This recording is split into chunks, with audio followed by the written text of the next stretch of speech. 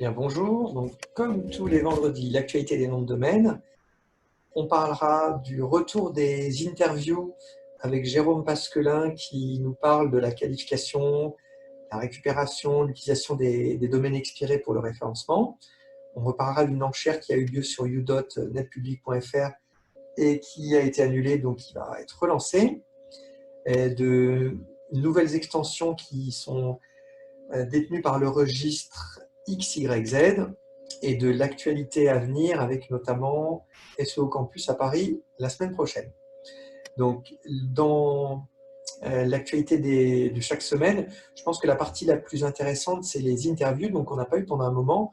Et là, on a eu la chance d'avoir un vrai expert, un type super, qui s'appelle Jérôme Pasquelin, que vous connaissez sans doute, qui nous explique comment on détecte des domaines expirés, quels outils on utilise, comment on les qualifie, comment on les sélectionne, comment on les récupère et surtout comment on les utilise, hein, donc avec les PPN, etc. Donc c'est très technique, on en a pour 24 minutes de pure info précise et technique. Donc je vous invite vraiment à suivre Jérôme Pasquelin et à écouter cette vidéo. On a aussi, vous savez, toutes les semaines, la liste des noms de domaines disponibles qui sont donc présentés d'abord avec la newsletter et ensuite sur le site Rêve Domaine. Donc vous pouvez les avoir si vous voulez. Et quand vous êtes abonné à la newsletter, vous les avez avant. Et pour 5 ou 6 euros, l'enregistrement vaut vraiment le coup parce que vous avez des domaines qui sont sympas. Et donc ça, vous les trouvez newsletter ou le site. Dans l'actualité, le registre donc, qui gère l'extension XYZ, en fait, il a plusieurs extensions. Et il faut que je raconte, même si je veux aller vite, hein, je suis obligé d'expliquer ce qui s'est passé. En gros, vous avez une extension qui est horrible, hein, XYZ, qui a un potentiel presque nul, mais qui a quand même fait un bon marketing dès le début parce qu'ils ont donné ou vendu à des prix très très bas selon les périodes, l'extension qui a quand même réussi à faire euh, sa promotion et qui a réussi à exister assez rapidement. Et le fondateur qui s'appelle Daniel Negari, qui est un jeune, est présenté comme un génie aux États-Unis, mais en fait, il n'est pas génie du tout, quoi. Il a eu énormément de chance que Google, ou plutôt la maison mère de Google, Alphabet, ait décidé, lorsqu'ils ont changé le nom donc pour faire la maison mère Alphabet, de l'appeler abc.xyz. Et sachant que les retombées presse étaient colossales pour Alphabet, mais par voie de conséquence pour XYZ, ça a été un succès colossal et énormément de personnes ont voulu spéculer sur le XYZ. Ils ont enregistré un nombre incroyable et l'intelligence de ce Daniel Negari, qui est loin d'être un génie, mais qui est par contre un entrepreneur assez, comment dire, assez audacieux, eh bien, il a acheté, donc il a participé aux enchères du point Cars, du point Auto, enfin, il en a fait différentes. Il a commencé à faire grossir son modèle. Et c'est vrai que dans les registres des nouvelles extensions, vous avez pas mal de frais fixes.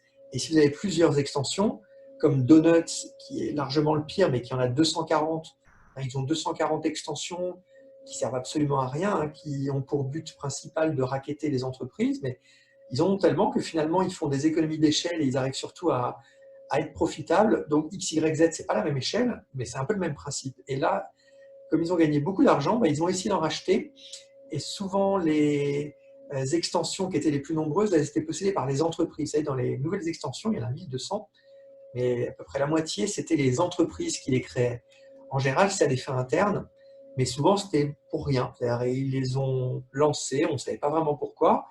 Et ces extensions, ben, soit elles ont été abandonnées, comme ça arrive assez souvent, soit ils ont été revendus. Et L'Oréal a revendu le point beauty, le point hair pour les cheveux, le point, je me souviens plus, make-up, et XYZ les a rachetés. Et cette semaine vient d'être validé le transfert. Donc on peut s'attendre à ce que très prochainement, eh bien, le point beauty, le point hair, etc., que L'Oréal aurait utilisé, à mon avis, à des fins internes, ou en tout cas que par rapport à leurs activités, bien là, maintenant, ce sera une nouvelle extension générique et plus une extension de marque.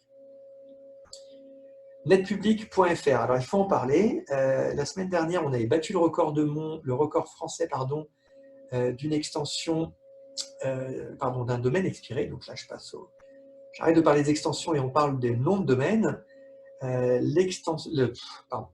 le nom de domaine netpublic.fr a terminé chez Udot à 25 600 €. Et malheureusement, Udot a eu la mauvaise idée de relancer l'enchère parce que l'acheteur, le vainqueur, n'a pas pu régler le montant de l'enchère. Alors, il faut savoir que ça arrive assez souvent chez Udot et que c'est quand même un synonyme de leur manque de sérieux, de leur manque d'expertise. C'est pas possible de faire ça. Alors, normalement, si on suit les bonnes pratiques, eh bien, le premier ne paye pas, c'est le second qui gagne l'enchère.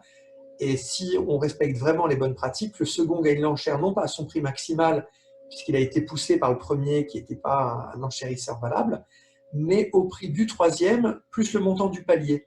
Le palier, ce n'est pas le même quand vous êtes à des enchères à 10 € et des enchères à 1000 €. Donc c'est en principe comme ça qu'on calcule le prix que doit payer l'enchérisseur qui a gagné. Et ça évite de, comme Udot l'a fait, de montrer qu'on ne maîtrise pas ses enchères, qu'on ne sait pas si c'est des bots qui payent, qui enchérissent, qu'on n'a pas des enchérisseurs qui sont vraiment solvables, que, en gros, on ne sait pas faire des enchères. Et c'est assez dommage ici que c'était mal géré parce qu'il y a des solutions.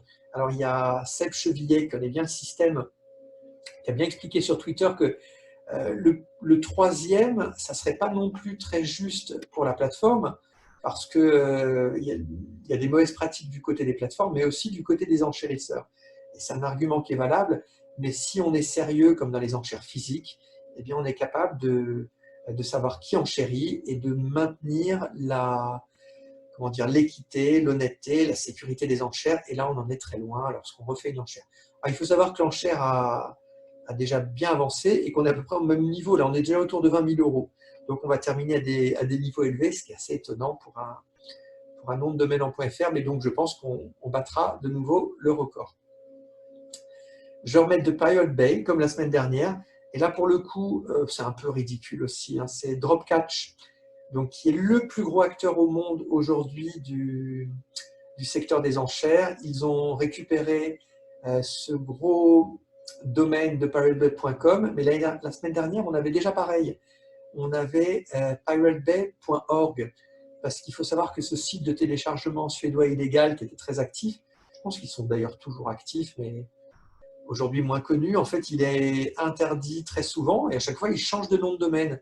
Donc, ces noms de domaine sont quand même puissants, reçoivent beaucoup de liens, mais il y en a eu différents. Donc là, Dropcatch, qui est le plus gros acteur du secteur, avait repéré les deux et il a fait sa vote aux enchères. Est-ce qu'on a la garantie de l'honnêteté, de l'équité, etc. sur Dropcatch? Pas du tout. Et d'ailleurs, c'est eux qui ont commencé à faire des enchères ouvertes. Ce que fait Udot avec NetPublic, c'est que n'importe qui peut arriver. On n'est pas obligé de mettre une pré-réservation. Mais il faut savoir qu'au départ, les enchères ne pouvaient enchérir que ceux qui avaient fixé une pré-réservation. Et ça permettait de savoir à peu près qui est là. Et je pense que c'était beaucoup moins opaque que ça l'est aujourd'hui avec les Kifdom, les Udot, etc., qui ne sont pas forcément en cause lors des enchères bidons, parce qu'il y a plein de gens qui peuvent avoir envie de cliquer pour des raisons, je ne vais pas rentrer dans les détails, mais aujourd'hui, il y a vraiment un besoin de repenser ce système des enchères, parce que même pour les plateformes, je pense que leur crédibilité est mise en doute à cause de ça. Dans l'actualité la semaine prochaine, on a SEO Camp. Alors pourquoi on parle du SEO alors qu'on est en train de parler des noms de domaine? Parce que l'association SEO Camp a eu l'intelligence de créer des cycles qui ne sont pas forcément toujours du secteur du référencement, qui peuvent être dans des thèmes connexes. Et on voit bien que les référenceurs sont de très loin les plus actifs dans l'achat de noms de domaine. Et donc là, il y a dans le SEO Camp qui a lieu à Paris lundi et mardi prochain, un cycle nom de domaine dont je m'occupe d'ailleurs, avec 4 super intervenants. Vraiment, on vous a proposé des conférences qui sont uniquement de contenu, zéro promo, avec des intervenants de qualité et passionnés. Donc, je vous invite vraiment, si vous hésitez encore, à essayer de venir soit une journée, soit deux. Et on a, je vais le mettre, un code promo pour la participation au SEO Camp. Et il y a également les élections du SEO Camp. Et comme je vous avais dit dans une précédente vidéo, moi j'étais fan des du côté associatif. Et, par exemple, l'association de la FNIC, ça ne coûte pas très cher de s'inscrire. Et je pense que c'est bien de participer à finalement des organismes qui essayent de faire avancer l'Internet. SEO Camp, c'est exactement pareil. Hein. Même, je dirais, il n'y a pas le soutien public et le côté institutionnel, donc il faut vraiment les aider. Et je vous recommande, ça coûte, je crois, 50 € d'être, peut-être 60, d'être membre à titre individuel de SEO Camp. Il y a beaucoup d'avantages, par exemple, tous les replays et des intentions de très grande qualité. Donc j'espère vraiment qu'il y aura des gens qui vont venir et que certains qui hésitent s'inscrivent et soient membres de l'association. Je vous en parle parce que je vais être aussi, il y a des élections en ce moment, et donc pour être élu au bureau, il y a assez peu de candidats, donc c'est très probable que je sois dans le bureau à partir de maintenant, et il n'y a que le côté associatif qui m'intéresse, le côté partage, aucune idée des avantages, je ne veux même pas les connaître. Hein. C'est vraiment essayer de faire avancer voilà, le référencement, et puis fédérer, parce que le secteur du référencement est absolument génial. Je pense qu'on a une génération incroyable avec un niveau étonnant, avec comment dire, des acteurs vraiment très attachants. Donc le SEO Camp devrait arriver à fédérer encore un petit peu plus qu'il le fait, et plus vous serez nombreux à devenir membre, plus le SEO Camp aura des moyens, et avec ces moyens pourra être indépendant et faire du bon travail. Donc merci pour votre écoute. N'hésitez pas à faire vos questions, commentaires donc sur LinkedIn, Twitter et YouTube. Je ne le mets plus trop sur LinkedIn, là c'est un peu différent comme ambiance, mais bon, voilà, Twitter et YouTube davantage. Merci, à vendredi prochain.